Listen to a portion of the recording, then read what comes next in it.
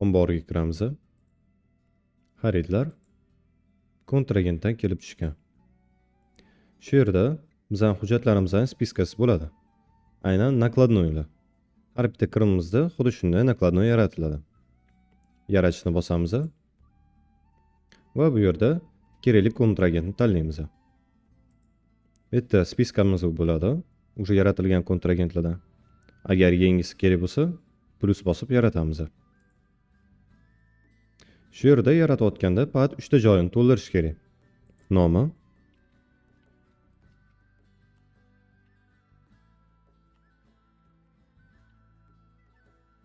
yuridik maqom, yuridik shaxs, kontragentlar guruhi, поставщики.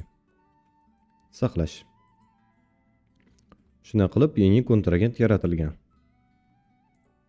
Kontragentlar esa bu bizada firmalar, ya'ni bizga yuk olib keluvchi agentlarimiz bo'ladi. Ombor. O'zimizdan tanlaymiz va saqlash. Yangi nakladnoy yaratildi. Ikki martalab bosib ichiga kiramiz va shu yerda o'sha tovarlarni qo'shishimiz mumkin. Buni bir nechta yo'li bor. Birinchisi, o'sha sizda yaratilgan tovarlarni shtrix kodi bilan urib kiritish. Yo'kida tanlashni bosib nomenklatura spiskadan tanlab olish mumkin.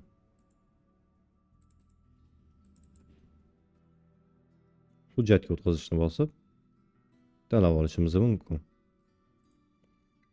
Yo'kida agar tovarlarimiz yaratilmagan bo'lsa, F11 va F12 tugmalarini ishlatish ham mumkin. F12 bosganimizda biza faqatgina tovarimizning shtrix kodini urib qo'ysak yetarli.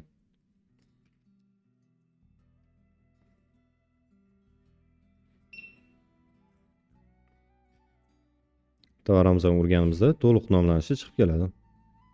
Krestga bosamiz va tovar yaratilib bo'ldi. Faqat eslab qolasiz, F12 da bu yerda yaratilgan tovar har doim nomenklatura guruhiga tushadi. Shuning uchun uni F2 tugmasini bosib, kerakli guruhga talab qo'yishingiz mumkin. Mana nomenklatura guruhi. Biz uni ichimliklarga qo'yib qo'yamiz. Va bu yerda nomlanishini ham to'g'rilashimiz mumkin.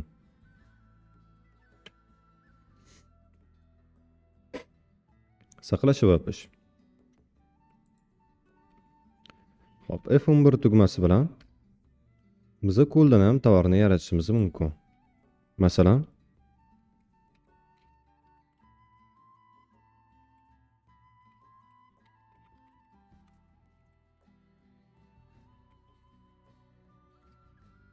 nomenklatura guruhini tanlaymiz.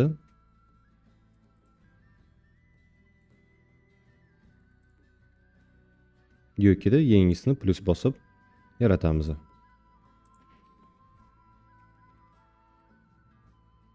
Ota-ona tanlaymiz va standart nomenklaturani tanlab saqlash. Shu yerda ikkiposini kiritib qo'yish uchun bu yerda lupani bosamiz va tovar turini yozishimiz kerak bo'ladi.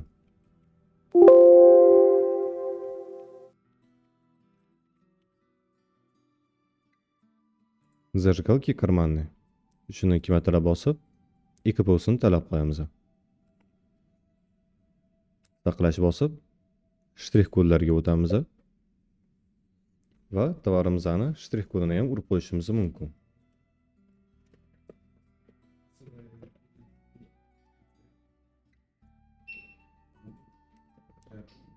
Pressing bosamiz va saqlash va yopishni bosamiz.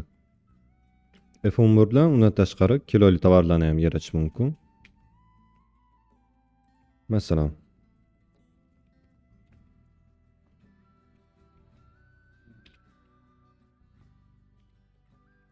Kerom deymiz. Nomenklatura guruhi sabzavotlar, o'lchov birligi kg. IKPO'ga esa lupani bosib yozamiz. Kapusta. Kapusta chiqib keldi. Saqlash va yopish tanlaymiz. Shunday qilib, biz endi tanlangan tovarlarni miqdorini qiymatini va sotuv narxini to'ldirishimiz kerak. Agar bizda shu yerda undan oldin kirim qilingan tovarlar bo'lsa, asosida to'ldirishni tanlashimiz mumkin. Masalan, Jaguar Free Energetic va Tornado bizda oldin kirim qilingan. So'nggi kelib tushgan narx bo'yicha narx tanlaymiz. Va bizda qiymatini o'zi to'ldirib beradi.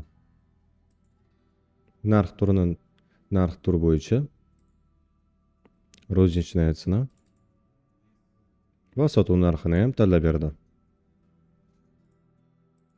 Shu yerda endi qolganlarini to'ldirib keturishimiz mumkin.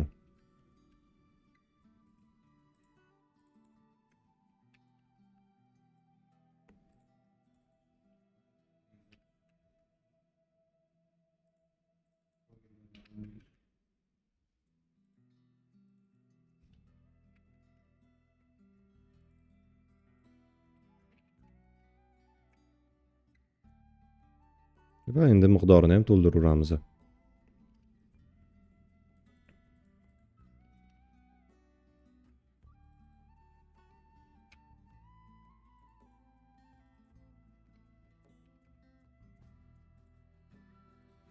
Kiloli tovarlarimizda ahamiyat berasiz, miqdorini grammigacha ham aytish mumkin.